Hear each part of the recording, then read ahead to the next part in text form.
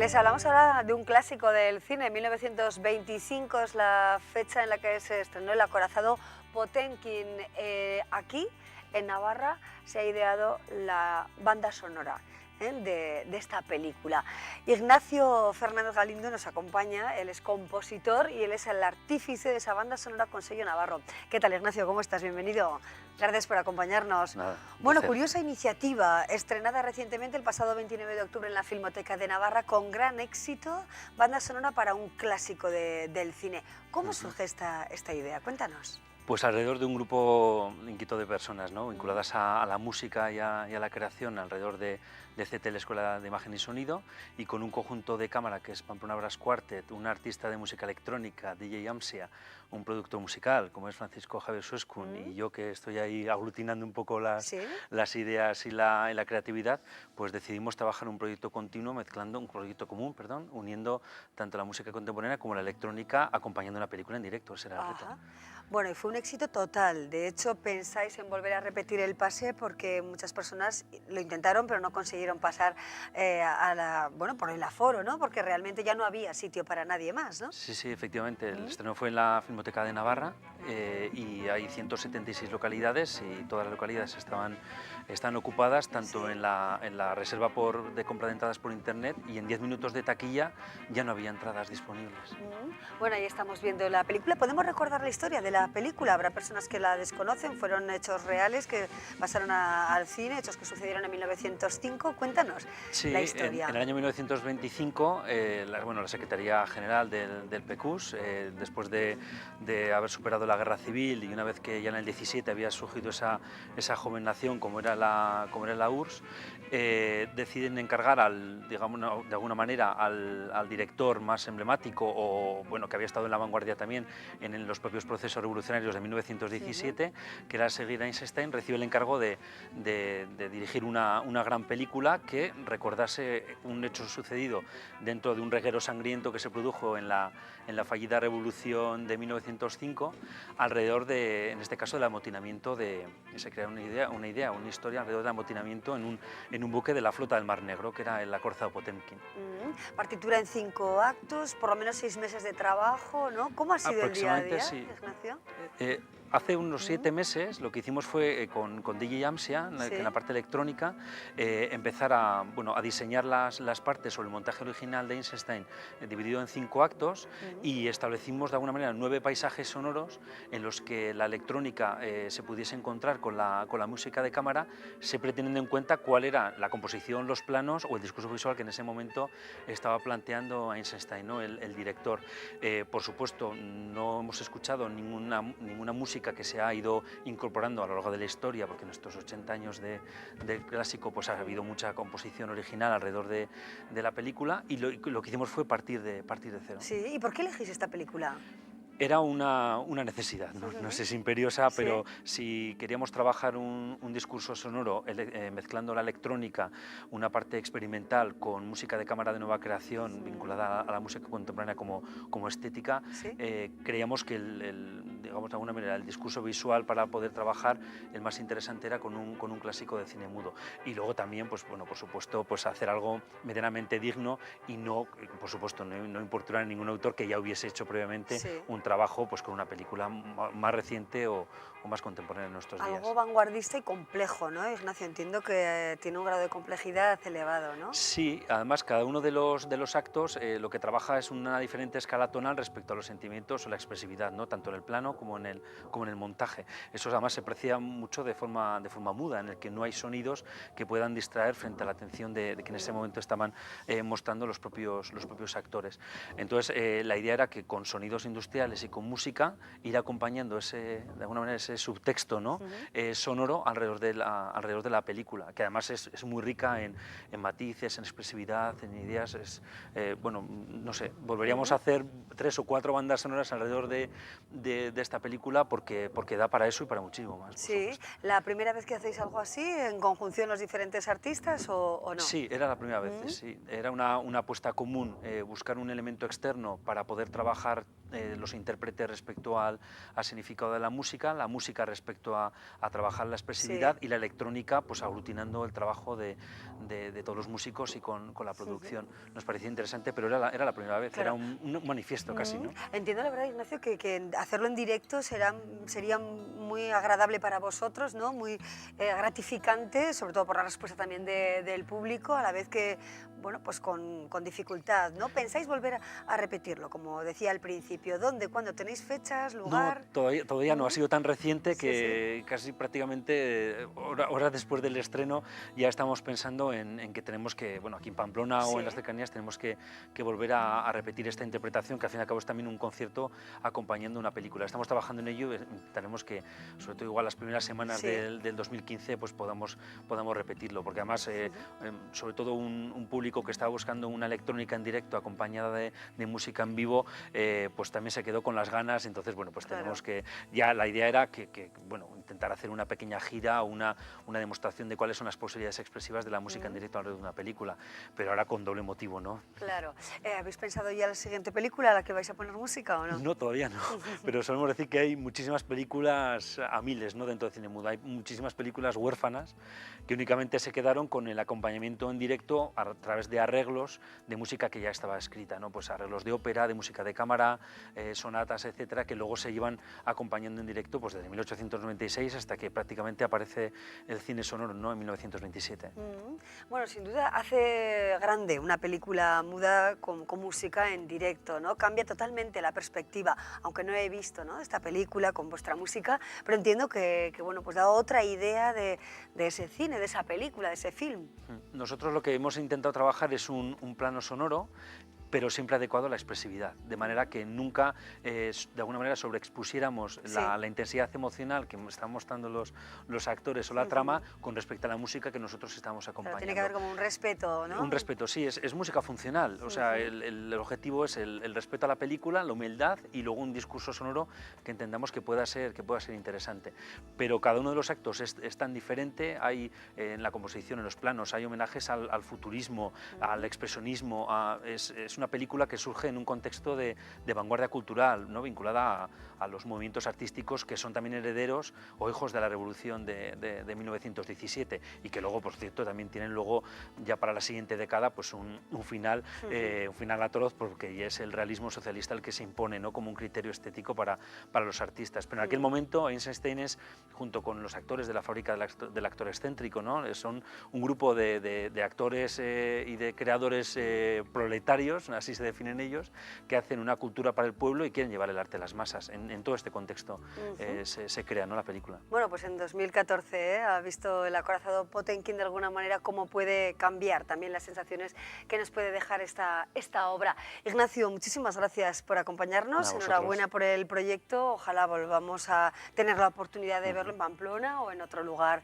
próximo, ¿no?, en Navarra o fuera de Navarra. Muchas gracias a ti y a tu equipo también, ¿no? Muchas gracias. Bueno, nosotros seguimos adelante con otras historias. Recientemente visitaba la capital navarra el conocido psiquiatra Luis Rojas Marcos. Con él estuvimos y nos dio algunas claves para vivir quizá con una mayor cota de felicidad, si podríamos decirlo así. También hablamos, por supuesto, de los trágicos sucesos en Nueva York, entre otras cuestiones. Vean.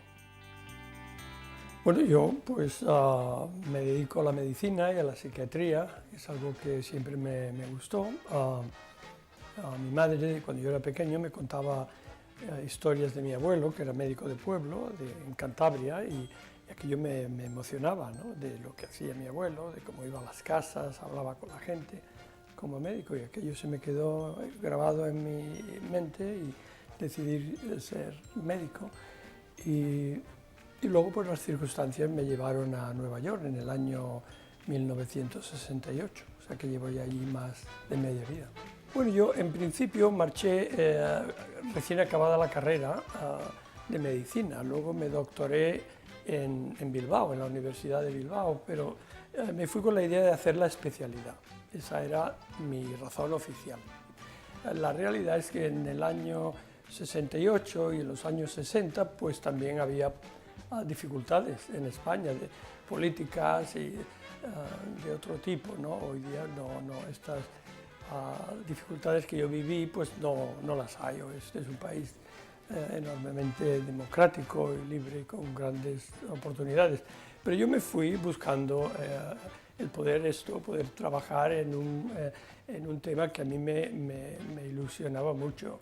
Y tuve la suerte de llegar a una ciudad o a un país, a Nueva York, donde a pesar de no podían pronunciar mi nombre, porque la R Rojas no se pronuncia, ni la J, ¿verdad? Y de no conocer y no hablar bien el inglés, yo hablaba muy mal el inglés, ¿no?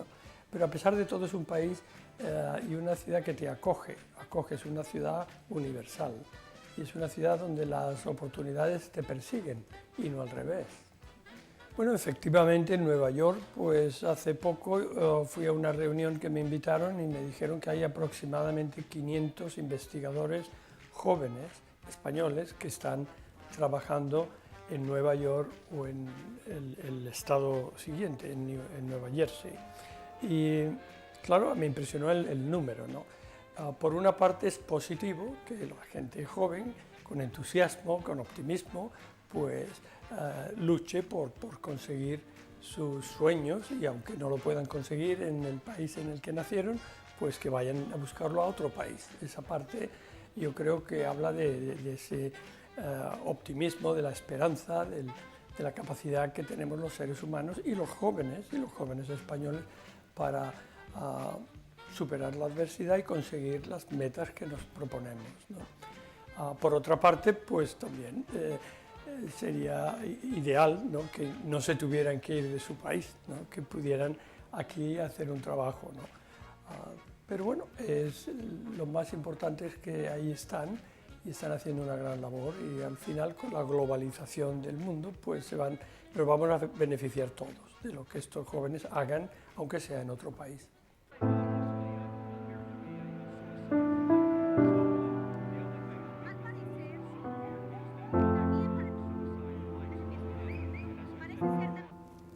Bueno, esa jornada fue muy dura, naturalmente, para cualquier persona. Yo entonces dirigía los hospitales públicos y me llamaron a una reunión al chocar el primer avión.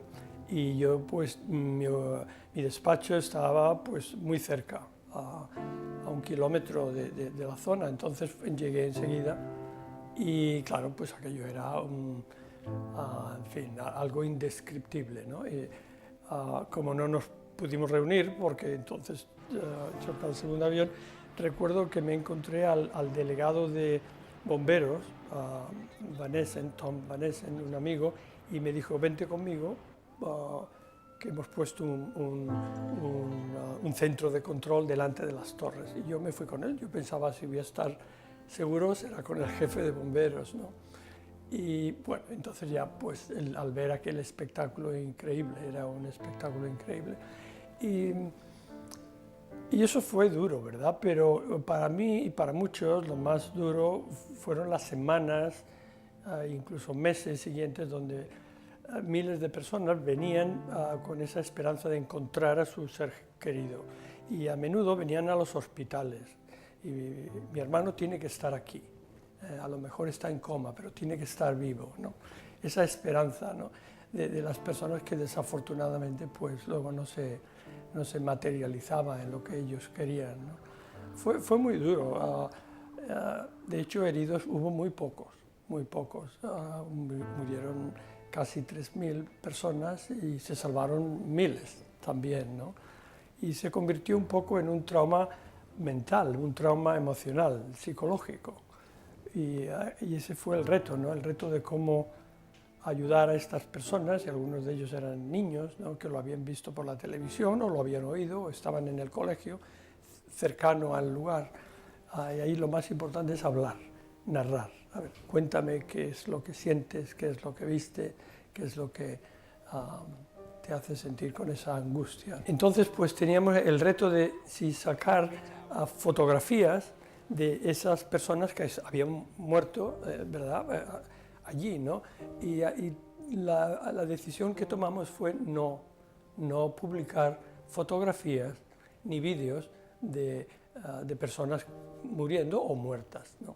Esa fue una decisión. ¿Por qué? Porque ¿para qué angustiar más a una población que ya está angustiada? Los terroristas esos 19 jóvenes, ¿no?, que convirtieron aviones de pasajeros en bombas destructivas, no eran enfermos mentales, eran fanáticos.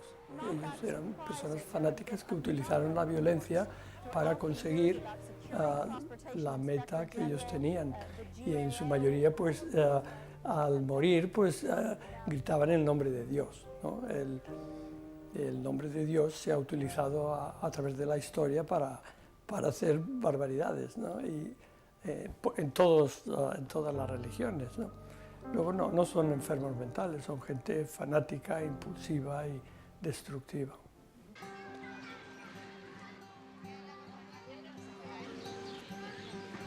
Bueno, el gran secreto de la felicidad, aunque cuando la estudiamos no le llamamos felicidad, le llamamos satisfacción con la vida en general.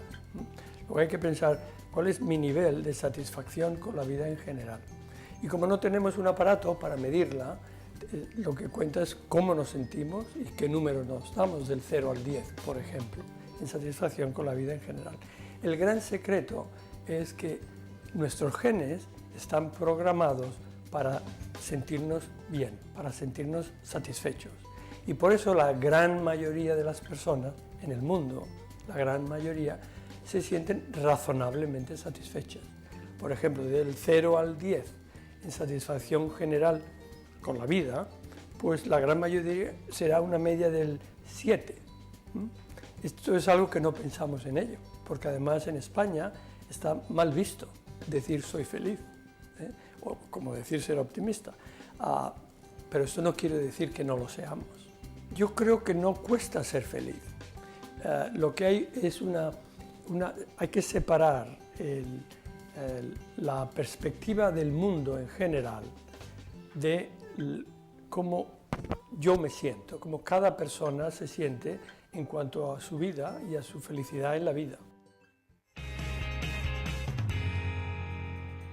Bueno, y tras escuchar al profesor Luis Rojas Marcos, presente recientemente en Pamplona, hablamos ahora con el director del colegio Irabia Izaga, que, por cierto, el colegio cumple 50 años, están de aniversario y por ello, entre otras cuestiones, han organizado un congreso, una serie de conferencias sobre innovación educativa. Miquel Elía, director del centro. ¿Qué tal, Miquel? Bienvenido. Buenas tardes. Buenas tardes, gracias por acompañarnos. Y Álvaro González, profesor del colegio. ¿Qué tal, Álvaro? ¿Cómo estás? Gracias. Bienvenido al programa. Bueno, 50 aniversario, enhorabuena. Muchas gracias. Hace ya años historias ya que tiene el colegio, ¿no? No estábamos nosotros, pero los que lo comenzaron, desde luego, tienen muchísimo mérito por haber arrancado con un proyecto tan bonito que luego ha dado tantos frutos para la sociedad de Navarra, ¿no? Supongo, Miquel, que entre otras cuestiones de celebración, entre otros actos que se han podido organizar o que se han podido pensar, está este congreso, por decirlo así, de innovación educativa. Más de 400 profesionales se van a dar cita en Pamplona con motivo de estudiar, reflexionar acerca de la innovación educativa. ¿Qué temas se van a abordar en las próximas conferencias? Para celebrar el 50 aniversario, en realidad hemos hecho más eventos, pero estando metidos en el mundo de la educación, teníamos que decir algo en torno a la educación, porque siempre Irabia Izaga ha sido un colegio, digamos, pionero en asuntos de innovación, y hoy en día no es tan fácil ser pionero en temas de innovación educativa. Y nosotros, a la hora de plantear el congreso, nos hicimos las preguntas que aparecen ahí como hilos conductores de todo el congreso. Es decir, ¿qué se entiende hoy como una educación de calidad, ¿no? ¿Qué características debe tener hoy una escuela, la escuela del siglo XXI, para decir que es una escuela de calidad? También nos preguntamos, a la hora de abordar qué temas teníamos que plantear, qué elementos tiene que incorporar esa educación para, pues, de manera que respondan, ¿no? Con esos elementos respondan a la educación, bueno, a la educación que tengan que sí, claro, que tengan que tener, ¿qué o de elementos? Lo básico, ¿no? Lo más importante que deben saber los alumnos, Eso ¿no? es.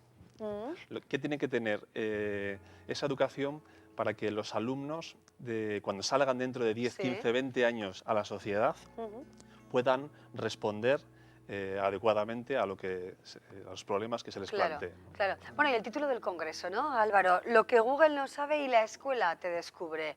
Parece que todo está en las redes y que, bueno, pues buscando por internet todo es posible, todo está. Pero entonces la escuela pierde su hegemonía, pierde su valor. Precisamente sobre este tema se va a estudiar y se va a profundizar en el congreso, ¿no? ¿En qué sentido realmente? Esa es la idea, ¿no? La idea de que la educación antes siempre era el acceso a los conocimientos pues, de unos pocos. Entonces el que iba a la escuela tenía más conocimiento, podía leer, escribir, eso le conseguía tener más poder, ¿no? Era la idea del conocimiento y el poder de la persona. Entonces, Claro. ahora mismo, como en la realidad en la que nos movemos, el acceso al conocimiento está más cercano, con un móvil ya puedes acceder a internet, pues como la escuela no tiene ya ese papel de transmisora solo de conocimiento, sino que el conocimiento está accesible para todo el mundo, pero que sería la escuela la que, junto con la familia, ¿no? La escuela colaborando con la familia, cómo ayuda a gestionar esa información, saber qué es fiable, qué no es fiable, y luego ser creativo, ¿no? Con todo eso que hay, cómo yo puedo valerme por mí mismo para hacer un producto de valor a la sociedad en la que estoy. Claro. ¿No? ¿A qué se debe emplear el tiempo en clase, no? Será también otro de los interrogantes, ¿verdad? Eso es lo que intenta responder el título, ¿no? Precisamente, porque no solamente a qué debemos dedicar el tiempo en clase, sino cuál es el papel del maestro.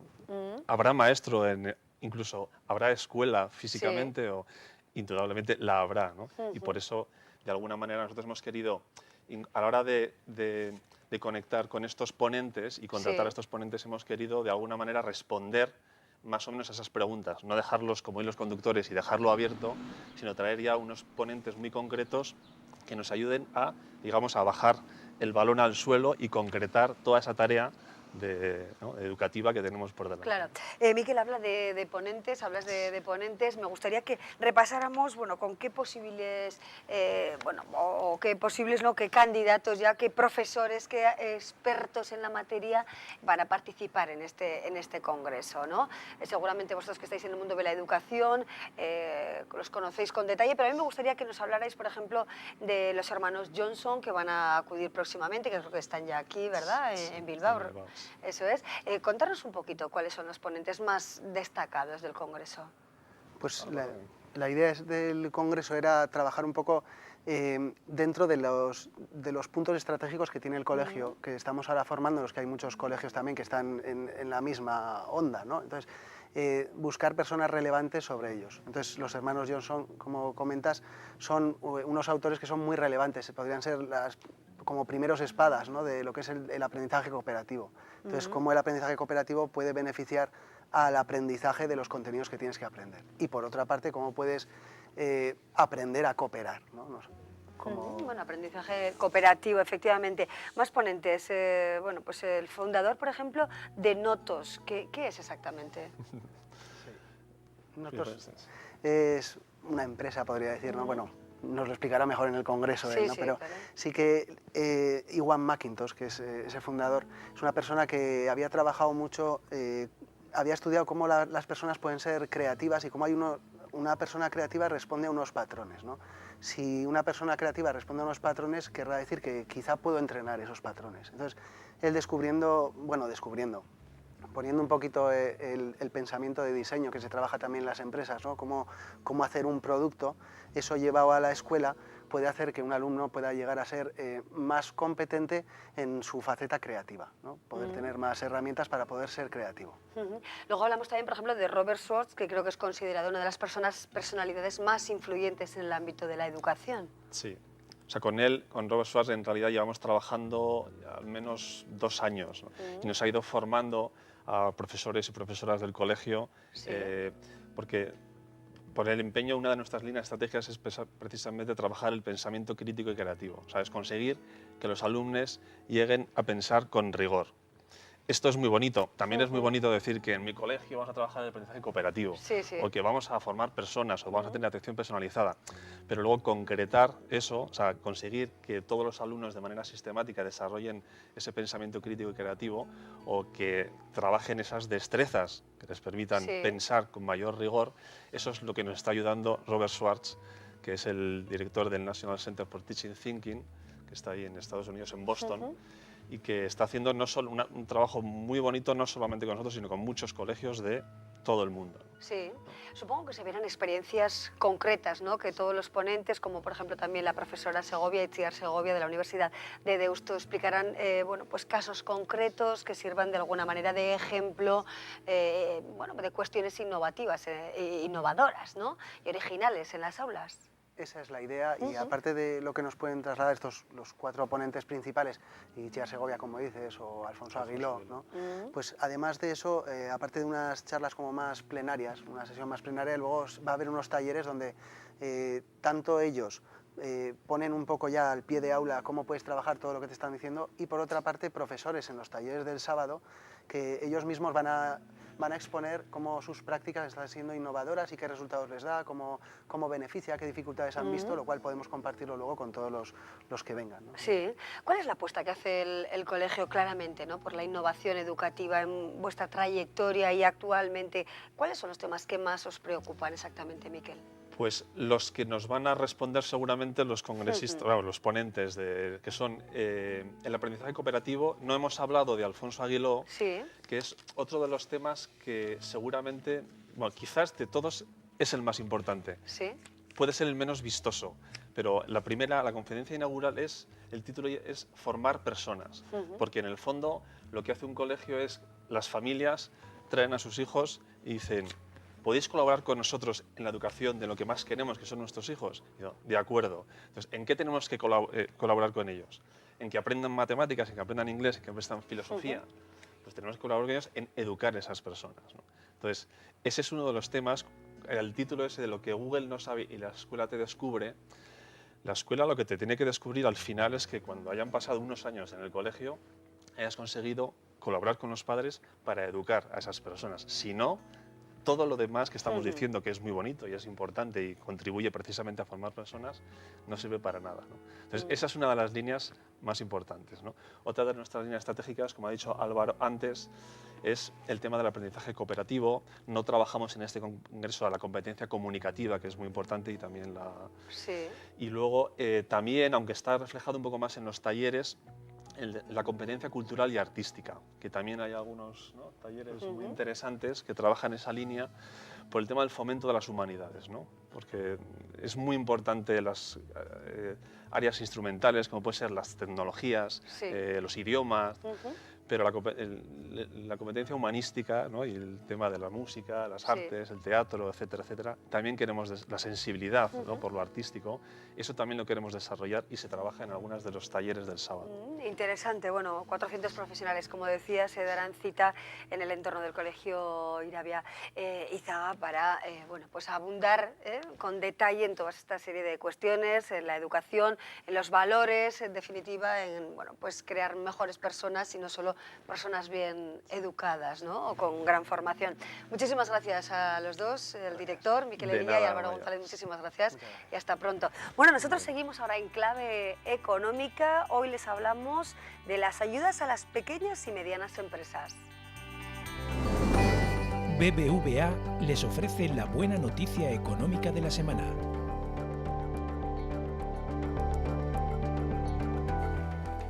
Las pequeñas y medianas empresas son mayoría en España, representando más del 90% del tejido empresarial.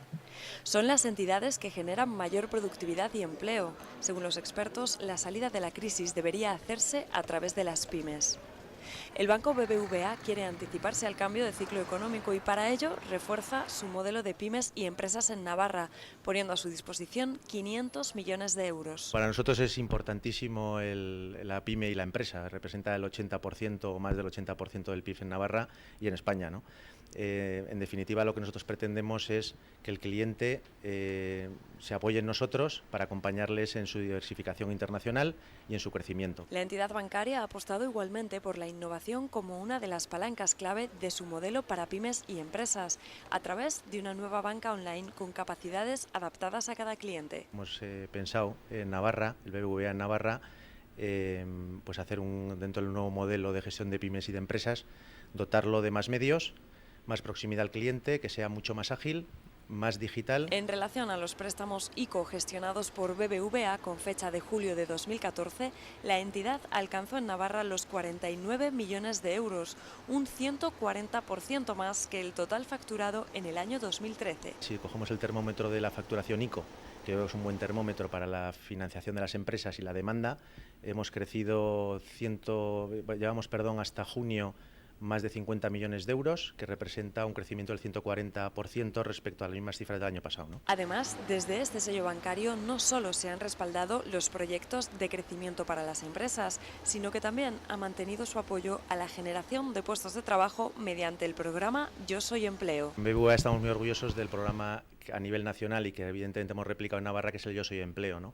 A través de este programa lo que hacemos es ayudar a la contratación directa de trabajadores, tanto para pymes como para autónomos. El modus operandi es muy sencillo. Tenemos dentro de este nuevo modelo que hemos creado para empresas y pymes, en el que también incluimos autónomos, tenemos 42 oficinas en Navarra. Todas las oficinas son perfectamente conocedores de este proyecto y ahí les van a guiar. Concretamente, la cifra de personas que en la comunidad foral han encontrado trabajo gracias al programa Yo Soy Empleo asciende a 53 desde el inicio de este proyecto.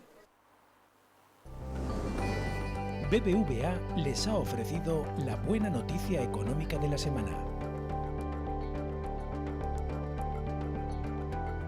Bueno, y ya saben que seguimos adelante, estamos en el tramo final del programa, pero que siempre intentamos o nos gusta invitarles realmente a que sigan viendo nuestra programación también por la tarde, por la noche. Y hoy tenemos varios invitados, personajes peculiares en nuestro programa, tanto que contar. Nos hace la propuesta nuestra compañera María Cisniega.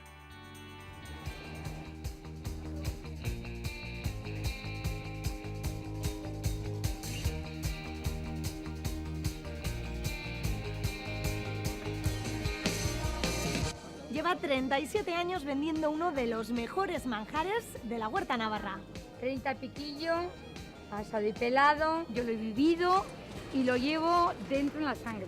Y he luchado toda la vida en el campo y aquí estoy. Y ahora tengo mi hijo, gracias a Dios, que me sigue. Es el encargado de hacer sonar las campanas de Arruazu desde que tenía 18 años. El padre se puso de sacristán y yo le tenía que echar una mano y tocaba las campanas. Que siempre ha sido de muchas fiestas en Arruazu. Nos llamaban hasta Tierra Santa aquí, los pueblos vecinos. Es una alegría para el pueblo. Posee una de las mejores voces líricas de Navarra. Me gusta esa manera de expresarme, aparte de que pues sentí siempre necesidad de cantar desde que era pequeña. Que deje de ser elitista, deje de ser un género un tanto antiguo y se acerque más quizá al mundo del musical. Nieves, Tomás y Dorota nos demuestran que tienen muchas cosas que contar.